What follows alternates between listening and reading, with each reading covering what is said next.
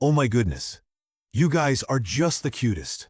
That was the first thing I said one quiet Tuesday morning, watching from the kitchen doorway as Potato, a tiny round prairie dog with eyes like polished obsidian, and Miso, my smallest, softest tabby cat, sat side by side on the windowsill, bathed in golden sunlight. Potato was mid-chew on a piece of dried hay, his cheeks puffed like a chipmunk's, while Miso rested her chin on his back, purring so softly it vibrated through his fur. They didn't look like they belonged together. One was a wild soul of the grasslands, the other born of urban alleyways and cozy laps. But in that moment, and in every moment since, they were two halves of a whole so perfectly stitched, it made my chest ache with warmth. This is the story of how two very different creatures taught me that love doesn't ask for sameness. It asks for presence. It began not with joy, but with loss. For years, I worked in environmental conservation, often fostering rescued animals, orphans, injured wildlife, displaced creatures, until they found forever homes. I told myself it was temporary, necessary, part of the work. But I never expected the quiet grief that followed each goodbye. It wasn't just missing them. It was deeper, as if each little life took a piece of my heart when it left, leaving behind a soft hollow only another creature could fill. After the third farewell, a baby raccoon named Fern, who'd healed under my care and then vanished into the woods with a wildlife rehab team, I sat on my porch at dusk and cried. Not because I'd lost her, but because I'd grown to love her without fully understanding her world. That night, I turned to research, not out of duty, but out of devotion. I wanted to know, who were these beings I'd held in my hands? What did they feel? How did they see the world? That's when I learned about prairie dogs.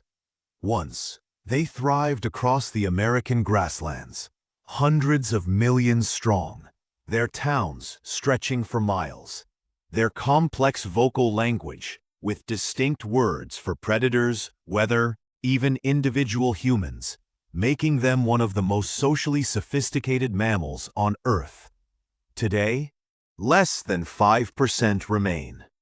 Hunted, poisoned, bulldozed, labeled pests for daring to live on land humans decided they owned.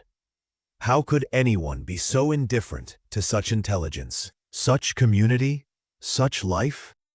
I couldn't sleep that night. Their faces haunted me, alert, curious, full of quiet dignity.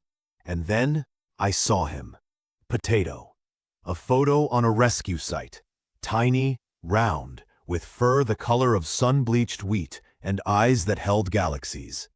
The caption read, "Male prairie dog 8 weeks old, needs experienced home, social, gentle, loves hay."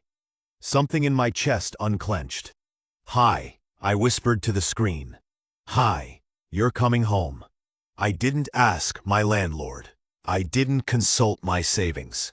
I just said yes. When Potato arrived, he was no bigger than my palm, trembling in a carrier padded with fleece. He blinked up at me, then let out the tiniest squeak, not of fear, but of curiosity.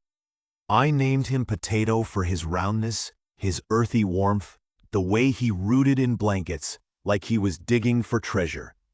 At the time, I had 3 cats, Sage, Luna, and Miso. Miso was the baby, rescued from a friend who could no longer care for her. She was shy, delicate, with wide green eyes and a voice like wind chimes. I worried about introducing them. Experts warned, cats chase rodents. Prairie dogs need space. It might not work. But Miso had other plans. The very first night, while Potato explored his new enclosure, I built it myself. No bars, just open spaces with tunnels and hay nests. Miso padded over, sat just outside, and watched. Not with predatory focus, with tenderness. By day 3, She was sleeping beside his enclosure, her paw resting against the mesh. By day 5, I opened the gate. Potato trotted out, nose twitching. Miso didn't flinch. She lowered her head, slow blinked, and gave a soft murp. And just like that, they were friends. What followed defied every expectation. Miso began checking on Potato every night before bed. If she couldn't find him, buried in a blanket, napping in a sunbeam, she'd call out with anxious little meows until he squeaked back. Potato, in turn, developed a special sound just for her, a high chirping squeak that meant, "Play with me." She always said yes. They'd chase sunbeams across the living room, roll together in balls of fluff and fur, share naps in the same cardboard box, Potato curled in the center, Miso draped over his back like a living blanket. One afternoon, I found them in the bathroom. Potato had unwound the entire roll of toilet paper and Miso was batting the trailing end like it was prey, her tail twitching with delight. Potato sat proudly in the middle of the chaos, tail upright, as if to say, "I meant to do that." "Oh dear Lord," I laughed, snapping a photo. This is the heartwarming story of chaos and love. But it wasn't just play. There was quiet companionship too. On rainy days, they'd sit by the window, watching storms roll in. Potato would rest his head on Miso's paw. She'd groom his ears with gentle licks, her purrs a steady rhythm against his soft squeaks. They didn't share a species. They didn't share instincts. But they shared trust, and that was enough. I quickly realized Potato couldn't live in a cage. It would break his spirit.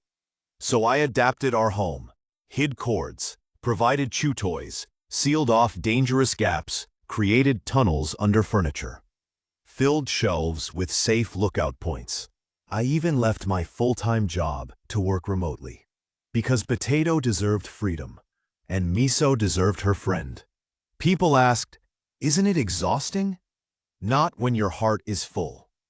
Watching them taught me to slow down, to notice the way Potato's nose wiggled when he was happy, to savor the weight of Miso's head on my knee, to find joy in a shared sunbeam, a shared silence, a shared breath. Their bond reminded me that healing doesn't always come in grand gestures. Sometimes, it comes in tiny, unexpected packages. A prairie dog dragging hay across the floor. A cat licking his face like he's her own. Two creatures choosing each other again and again. One evening, as I filmed them playing, a video that would later go viral, I whispered, "Goodness, you're moving. Is this your new place?" Potato looked up, hay dangling from his mouth, and squeaked. Miso nuzzled his neck. And in that moment, I knew this wasn't just a foster home anymore. This was theirs, forever. Because love doesn't care about species. It cares about the heart. And theirs beat in perfect harmony. Now, when someone asks if it's strange, a prairie dog and a cat, I just smile and say, love doesn't follow rules. It creates them. And in the quiet hum of my home, Potato squeaks, Miso purrs, and my heart, once hollow, is full again.